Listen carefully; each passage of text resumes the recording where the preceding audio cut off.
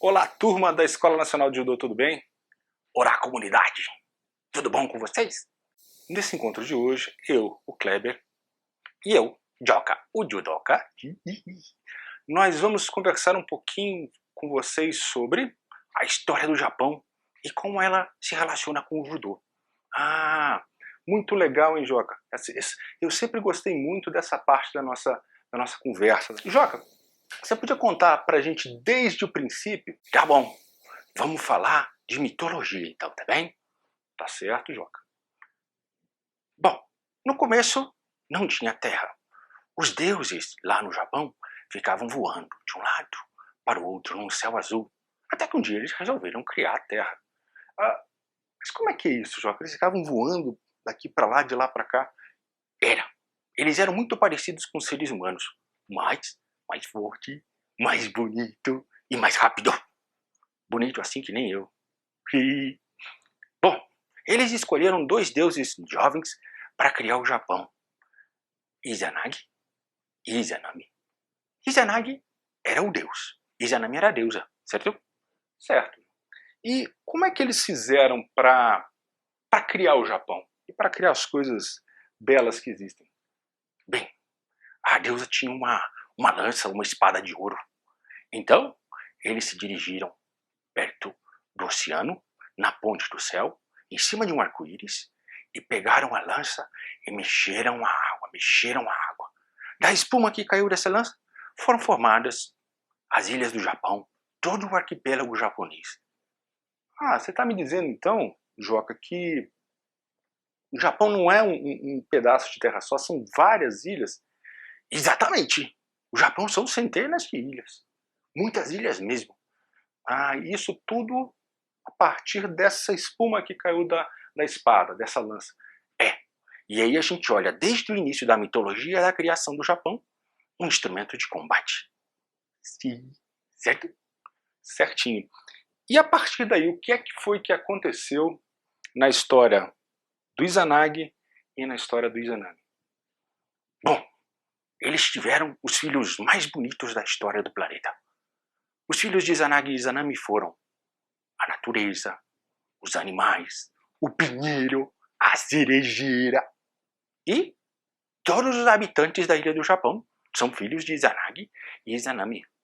Interessante, então a tradição do Japão é que todo o arquipélago, a natureza, o Monte Fuji, grande Monte Fuji, todos são oriundos de Izanagi e Izanami. Izanagi e Izanami ainda tiveram outros filhos, outros deuses, e só que no último filho que eles tiveram, infelizmente, Izanami morreu. Era quando eles tiveram o deus Fogo. Fogo era muito forte e queimou ela. Bom, Izanagi era muito apaixonado por Izanami e foi lá na Terra das Lamentações, lá na Terra da Escuridão, tentar tirar ela de lá. Ele foi até a Terra das Lamentações, até o mundo da escuridão, tentar tirar a deusa Izanami? Foi, mas não deu certo. E aí ele resolveu colocar uma pedra para que ninguém pudesse entrar e sair daquele mundo que era muito esquisito e muito feio. Interessante. E a partir daí, você pode explicar para a gente como é que vieram alguns novos personagens nessa história? Claro. Izanagi, depois de ter fechado a entrada da Terra da Escuridão com uma grande pedra, estava muito cansado, um pouco sujo, foi tomar um banho perto da ilha de Kyushu. Bem, enquanto ele tomava banho, a gota d'água que caiu do seu nariz formou o deus da tempestade, Suzano. A gota que caiu do olho direito dele formou a deusa da lua, Tsuki no Kami. E, preste atenção agora, do olho esquerdo dele, a gota d'água que caiu formou a deusa Amaterasu.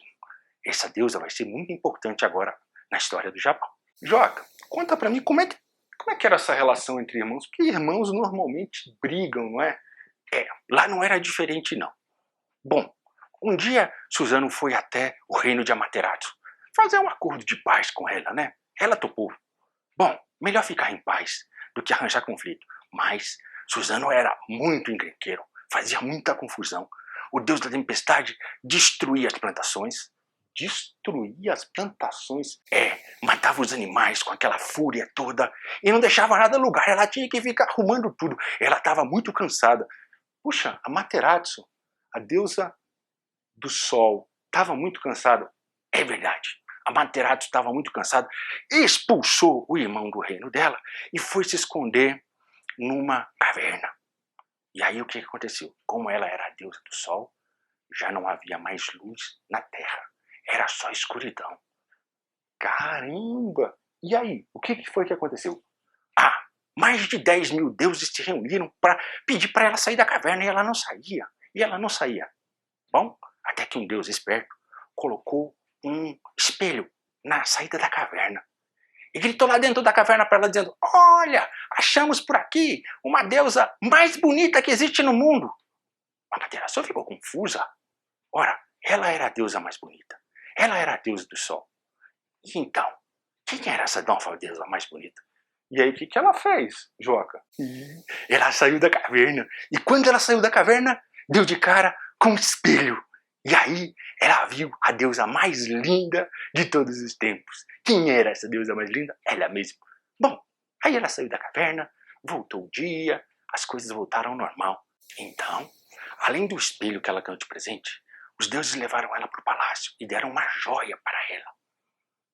Também, Suzano, que tinha ido morar na Terra, deu para ela de presente uma espada. E esses 3 presentes que a Amaterasu recebeu, até hoje são símbolos da família imperial japonesa. O espelho, a joia e a espada. Bom, e tem uma curiosidade que eu queria contar aqui para vocês. Qual é a curiosidade que você quer contar? Porque como é que isso se mistura com o nosso judô? Bem, judô é uma arte marcial muito tradicional. Carrega toda a história do povo japonês. Por exemplo, você já viu o símbolo da Kodokan? Produção, bota o símbolo da Kodokan aí pra gente, por favor. Como você vê, no centro do símbolo da Kodokan tem um sol, o sol nascente. O Japão é conhecido como a terra do sol nascente. E, em volta desse sol nascente, sabe o que é que tem? O espelho da Amaterasu. Mas o que significa um espelho? Conta pra mim, porque estranho, né? Sol nascente, vai lá, sol é sinônimo de força, de renovação. Mas e o espelho? Segundo a tradição, o espelho significa sabedoria e humildade.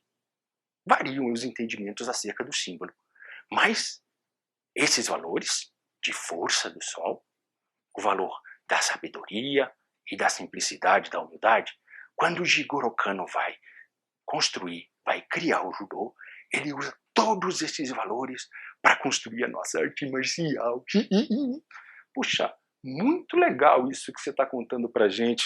Então, eu tenho aí como valores, como símbolos do judô que vieram dessa história, a sabedoria, a força, a humildade. Interessante como a história do Japão está intercalada com a história do judô, né, Joca? Eu estou muito orgulhoso de você saber isso tudo. É verdade, eu tenho estudado bastante para vir gravar aqui os programas. Tem mais alguma curiosidade que você gostaria de conversar com a gente sobre esses símbolos? A Kodokan foi a primeira escola de judô, né? Criada em 1882 pelo mestre Jigoro Kano. O símbolo da Kodokan nós já vimos, que é o sol nascente, que significa força, que é o espelho da Amaterasu, que significa sabedoria, humildade. Mas o que significa Kodokan, será? Ko significa educação. Do significa o caminho que nós fazemos para aprender judô. Kan significa o lugar, a instituição que ensina o caminho para a gente aprender o judô. E essa instituição vai espalhar, nós vamos ver nos próximos encontros, vai espalhar essa arte marcial baseada na sabedoria, baseada na educação, baseada no respeito, baseada na força por todo o planeta. Interessante, mas eu fiquei com uma dúvida, Joca. Falha. Olha só, você falou que o Japão foi criado por intermédio de uma espada, certo? Verdade. Puxa, mas que a espada é um instrumento de guerra, é um instrumento de combate, é um instrumento de guerreiro. Sim. E como é que isso chega pro judô? É muito simples. Jigoro Kano pegou toda esta energia, toda essa tradição de combate, de força, de guerreiros e colocou a serviço da paz, a serviço da educação, a serviço da comunidade. Toda essa energia não foi desperdiçada. Todas as energias dos antepassados, dos ancestrais, de toda a história japonesa, foi colocada a serviço de uma arte que promove a paz. Muito legal isso, viu? Obrigado pelas informações, eu fico te devendo essa. Tem problema não, barbudinho? Joca, oi? Tem mais alguma coisa que você queira falar pra gente hoje? Hoje não, por hoje tá bom. Pede pro pessoal aí, cara. Amigos, não percam os próximos encontros. Vai ser muito legal. Eu, a Nina, o Edu e o Kleber vamos contar muitas histórias agradáveis e interessantes sobre o judô e o Japão pra vocês. Beijo no coração, a gente se encontra. Um abraço, pessoal.